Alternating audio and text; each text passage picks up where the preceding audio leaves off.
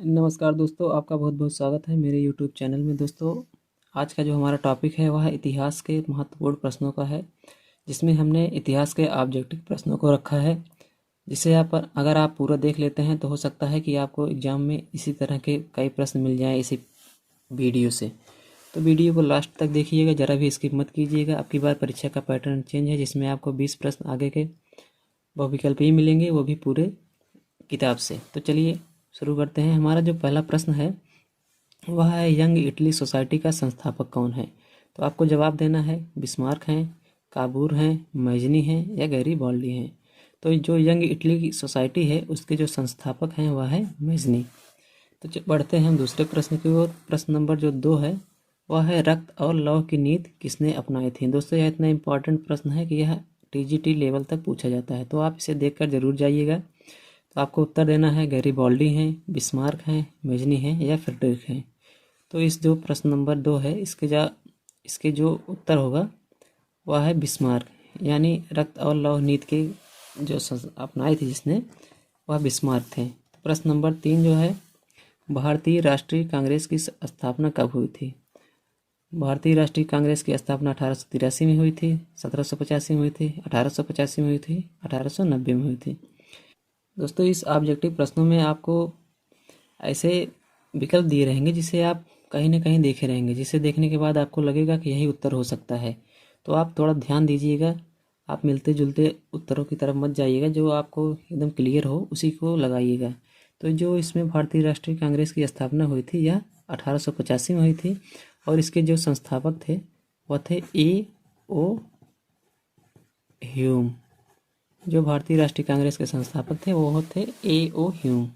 उसके बाद हम बढ़ते हैं चौथे प्रश्न की ओर। चौथा जो हमारा प्रश्न है वह है, सविनय अवज्ञा आंदोलन कब चलाया गया? तो आपको उत्तर देना है इसका 1930 ईस्वी में, 1942 ईस्वी में, 1857 ईस्वी में, 1922 ईस्वी में।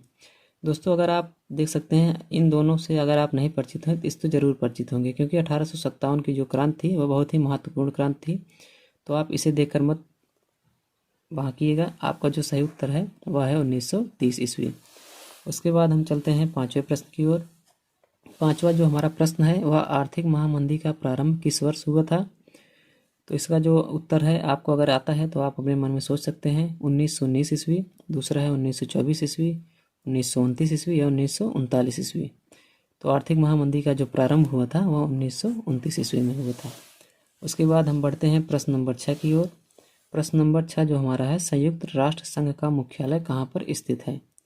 पहला है जिनेवा, वाशिंगटन, ऑस्ट्रिया या न्यूयॉर्क। तो संयुक्त राष्ट्र संघ का जो मुख्यालय है वह न्यूयॉर्क में स्थित है। प्रश्न नंबर 7 जो हमारा है, निम्न में से कौन अजीवी संसाधन है? जीवी संसाधन उसे कहते हैं जिसमें जीवन होता है, अजीव संसाधन उसे कहते हैं जो प्राकृतिक होता है।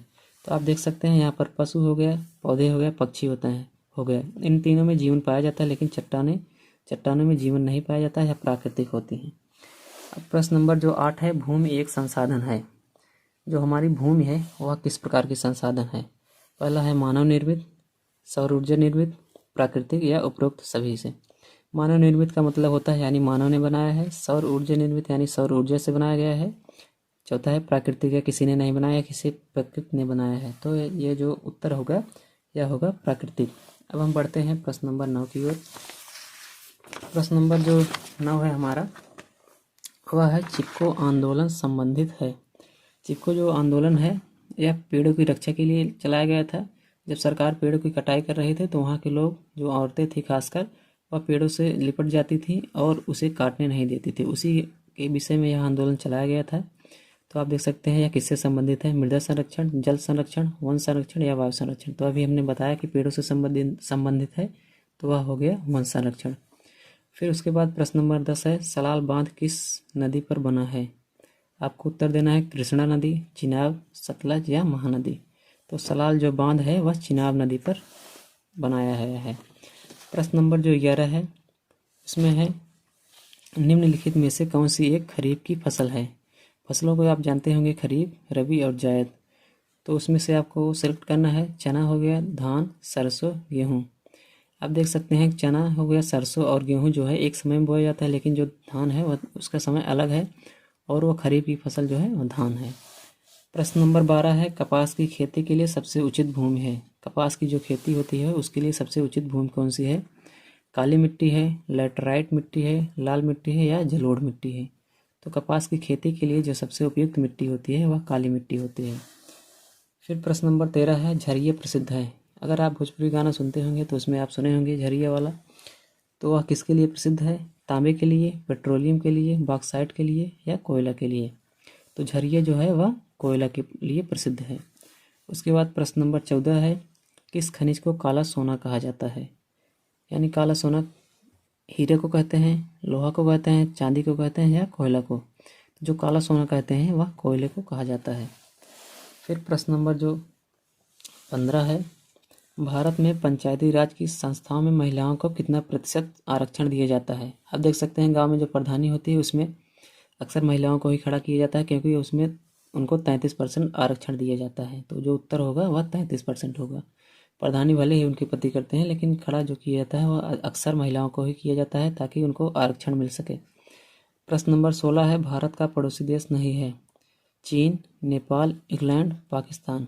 आप देख सकते हैं यहाँ पर चीन से भी हमला होता रहता है अक्सर, नेपाल से भी, और ये पाकिस्तान तो दुश्मन है ही। तो जो उत्तर होगा इंग्लैंड। इंग्लैंड जो है भारत का पड़ोसी देश नहीं है। तो हम बढ़ते हैं प्रश्न नंबर 17 की तरफ।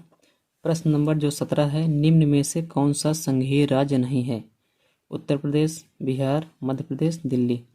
दोस्तों जो यहाँ पर दिल्ली है यह संघीय राज्य नहीं है, यह एक केंद्र शासित प्रदेश है। और प्रश्न नंबर जो 18 है, वर्तमान समय में भारत में कितने केंद्र शासित प्रदेश हैं? 10, 9, 6 या 7?